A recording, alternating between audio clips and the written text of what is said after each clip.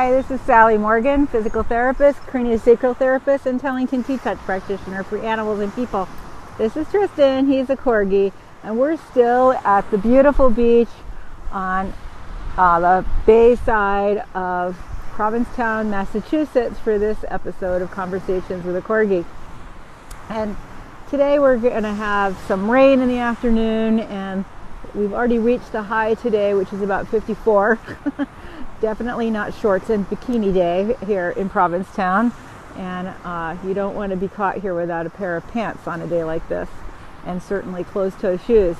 So today we're going to talk a little bit more about some safety ideas to keep in mind when you bring your dog to the beach. There were several important things I didn't get to yesterday, so hopefully it won't be too distracting with the waves crashing and the wind blowing here today to give you some more of those tips. So one of them we didn't talk about yesterday that's pretty important is to be aware of seashells and beach glass that can cut your dog's paws. I know down by the other place where I stay for a week in July a couple of times, so many people have dogs and bring them there that we do like a beach pickup before we even bring the dogs out. And anything that's out there that could cut a paw, we pick up and put in a bag and put aside. So you can't do that everywhere, and you don't always have 20 other dog lovers with you to help you. But what you can do is, after your dog has been running on the beach, to check his paws carefully for any cuts or scratches, because you might not be aware of that when they're just running on the beach. And even just like a sharp little piece of a shell sticking up can injure a paw, especially on some of the smaller dogs whose paws are not as thick as like on a Labrador. So paw safety, very important on the beach. I don't know that wearing boots on the beach is a great idea, because then you're going to get sand in there. You're going to probably lose the booty. I don't even know what that would do to interfere with the dog swimming if he chose to go in the water.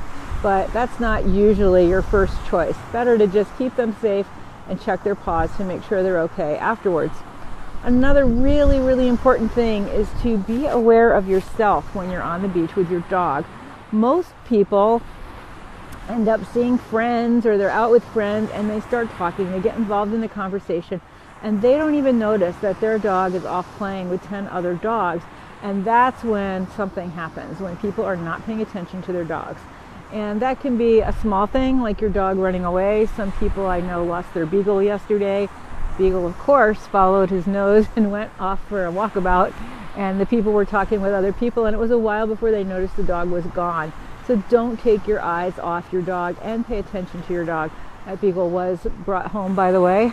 It's a small place. You can't lose a beagle for long, especially if they have an ID tag on their collar, and especially if that is tied to your cell phone, which you have with you on vacation. But I've seen so often, even down at the other place I stay with groups of people talking while the dogs are playing, that people just turn their attention away from their dogs for a minute, and then something happens. Either they get overly excited with the other dogs, or they start fighting over the ball, or one of them will run down the beach to see a new dog, or some person might be coming along with a dog on a leash asking people to keep their dogs away.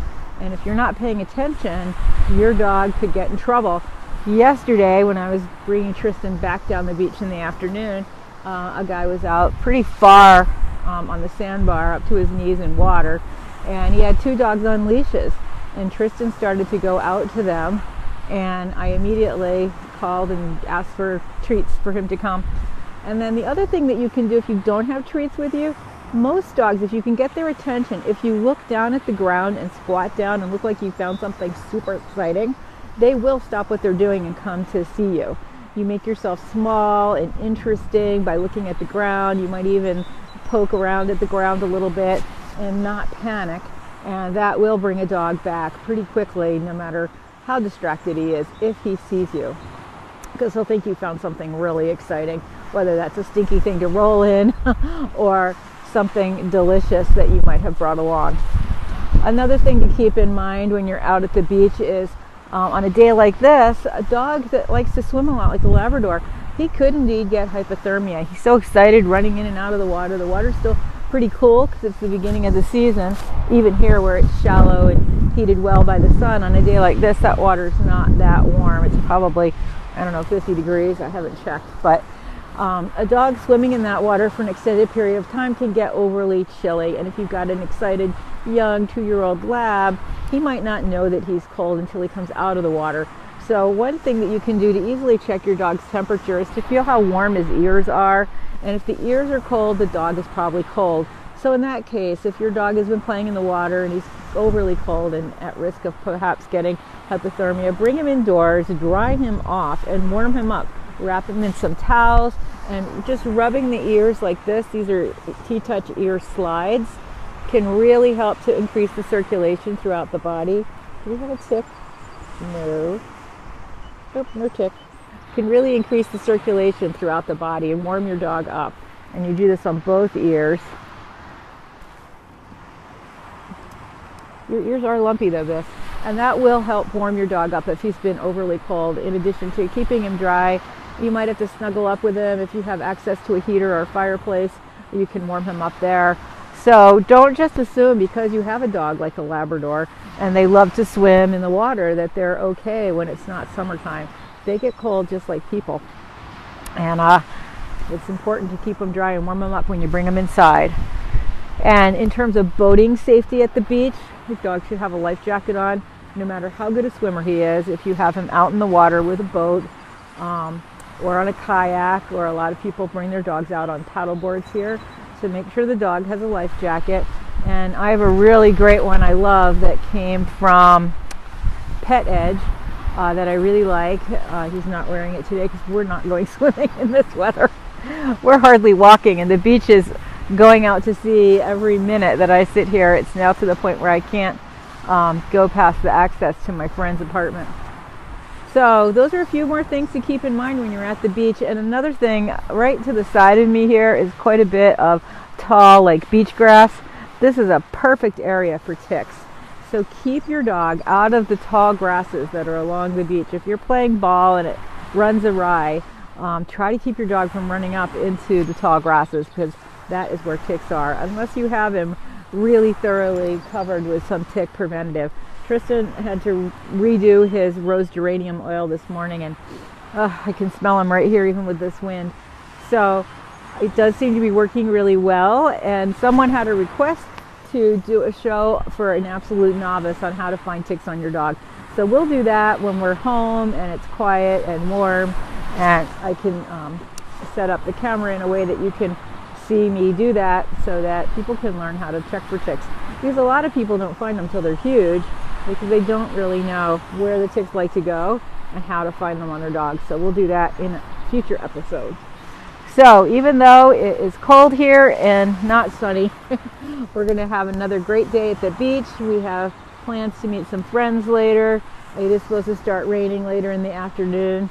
One of the great things about this town is when it's crappy weather, people do a lot of shopping and a lot of dining, which is good for the economy here, because we want to keep this as a place that we can always come to.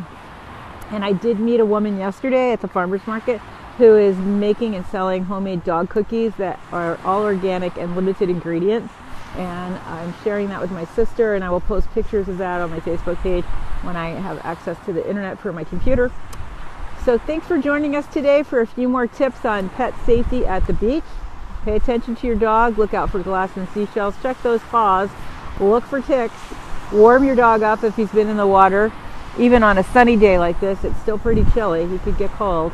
And keep a life jacket on your dog when you're doing any kind of water sport, even when you're not at the beach, canoeing down a river or a quiet lake in your area. It's a good idea to keep a life jacket on your dog. Help keep him safe. You don't know what's going to happen. So thanks for joining us today. I am so grateful to these Labradoodle people here for letting me use their internet and their boat. And today I actually have a little egg crate to sit on.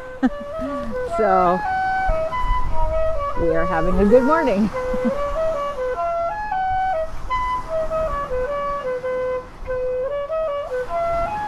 And I'm sorry I can't read any comments. The wind is just so strong.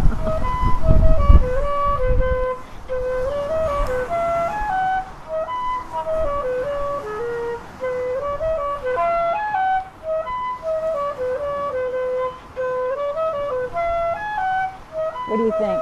My little geranium. Your little geranium. Thanks for joining us, everybody. Have a great day, and enjoy Memorial Day tomorrow, and take some time to think of the sacrifices people have made for us to enjoy the liberty we have in this country. All right, we'll see you maybe tomorrow. I'm checking out. I might not be able to on certainly Tuesday and Wednesday. I'm at my job as an educator, but we will definitely be back on Thursday with another episode of Conversations with a Corgi when we are looking for ticks. Thanks for joining us.